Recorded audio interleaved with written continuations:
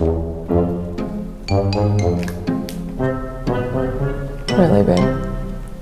Rich Dad, Poor Dad by Robert Kiyosaki is a best-selling finance book that has sold over 40 million copies and is a true must-read for people interested in achieving financial freedom. The book has challenged and changed the way we and so many other people think about money, and it really inspires you to make the changes in your life to take control of your financial future. And I just read the book for the first time and have been so excited about what I learned from it. So we decided to make a book club type video and break down the 4 lessons from Rich Dad, Poor Dad that we really connected with.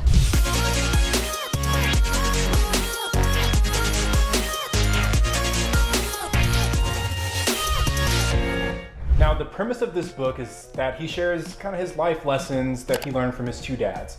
One was his poor dad, who's also his biological dad, who is a middle-class guy with a good job and a dedicated employee. And then there was his rich dad, which was his friend's dad and a true businessman and entrepreneur that created his own business and mentored him his whole life. So there are many great lessons in the book, but we're gonna talk about the 4 that really stuck out to us and awakened our inner financial genius. Lesson number 1 is that the poor and middle class work for money, the rich make money work for them. Lesson number 2, rich people acquire assets, the poor and middle class acquire liabilities that they think are assets. Lesson number 3 is the importance of financial literacy. And lesson number 4, the single most powerful asset we all have is our time and our mind. So let's discuss each of these lessons a little bit deeper. So number 1 is that the poor and the middle class work for money, and the rich make money work for them.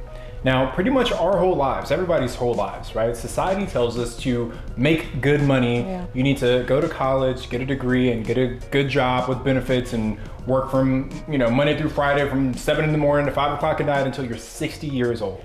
And really, this is what most people do because, again, that's all that they've been trained and that's all they think that they're supposed to do. In this book, he says our education system is the #1 cause of why so many people struggle financially. So schools teach people how to work for money, but they don't teach us how money can work for them. Like, think about it. Like, have you ever been in a class where your history teacher was talking about literally never. How people built their fortunes? Like, it just doesn't happen typically in the school systems. This lack of financial skills taught in schools means that even highly educated people generally don't know how to handle money, which results in the majority of people getting trapped in a job to pay their bills and are chasing their paychecks their entire lives. Something that made me think like, wait a goddamn minute, is when he said that a job is a short-term solution to a long-term problem. So that really stood out to me. It was a really powerful statement. And then he went on and broke it down, pretty much saying that this will never be enough. If you don't know how money works, it doesn't matter if you get a new job, if you got a new raise, if anything,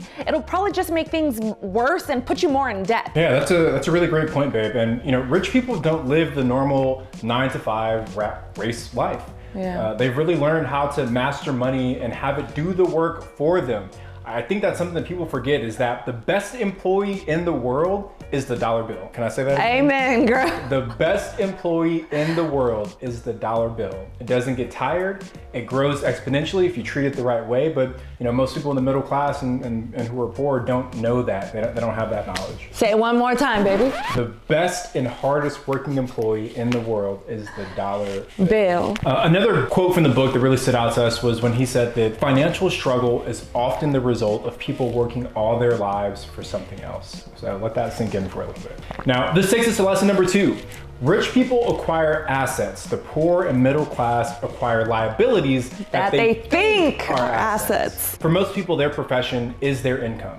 For rich people, their assets are their income. So let's really define what an asset and a liability are. An asset is something that brings you money, that pays you. A liability is something that costs you money, that takes money out of your pocket. So when I first read the book, I didn't really understand the differences between liabilities and assets. So he listed some examples. So Just so you guys know, some examples of assets that he lists are stocks, bonds, royalties, income generating real estate, royalties from intellectual property such as music, scripts, and patents.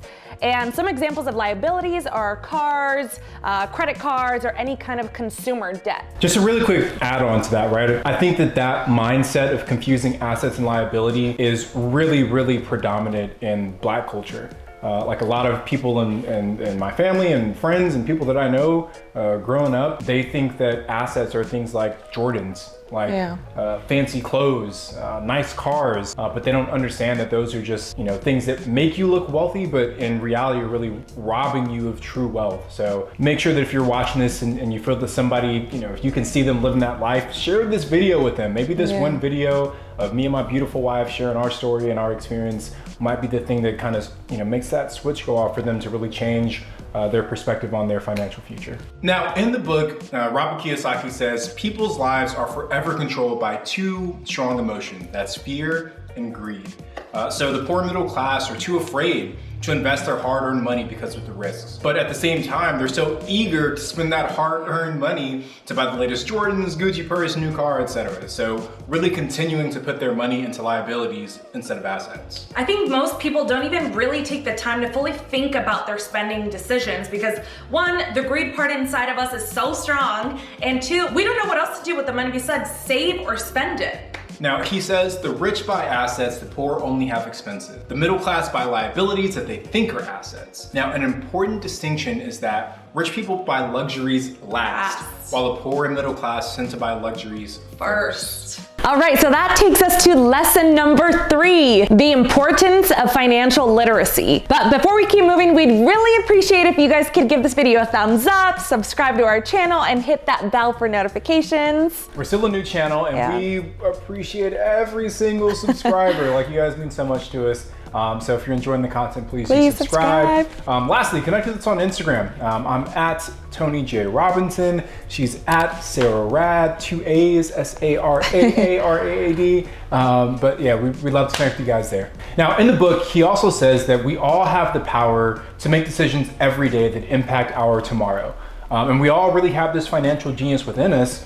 We just haven't figured out how to bring out that financial genius. Now, Robert also points out how the school systems don't really teach us anything about financial literacy, and how society has really trained us to condemn money to an extent and think that money is the root of all evil. Now, we want to share just a few quotes from the book that really stood out to us that we hope you all can find some value from as well. Most people never get wealthy simply because they are not trained financially to recognize opportunities right in front of them. Most people simply buy investments rather than investing and learning about investing. Great opportunities are not seen with your eyes, they are seen with your mind. Now, Robert also breaks up financial literacy into 4 different areas: accounting, investing, understanding markets, and understanding the law. So another quote that really stuck out to me was where he said, "A person can be highly educated, professionally successful, and financially illiterate." So that really, like I said, this entire book just made me analyze a bunch of conversations that I've had with people throughout my entire life, about all the people in my life. And I could think of people that got college degrees. Intellectually smart. Yeah, intellectually smart, have great jobs, a solid career, but for some reason don't have a super solid financial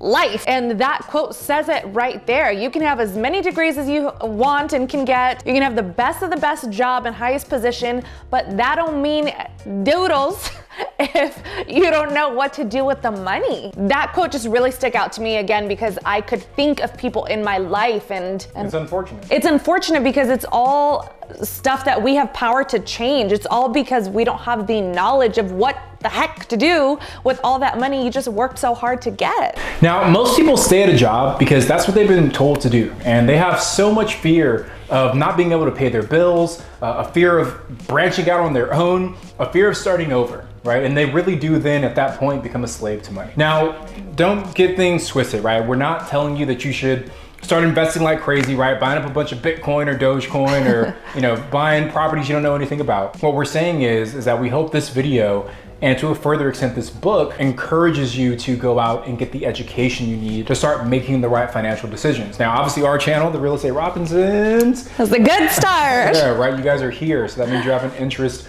already in building financial freedom.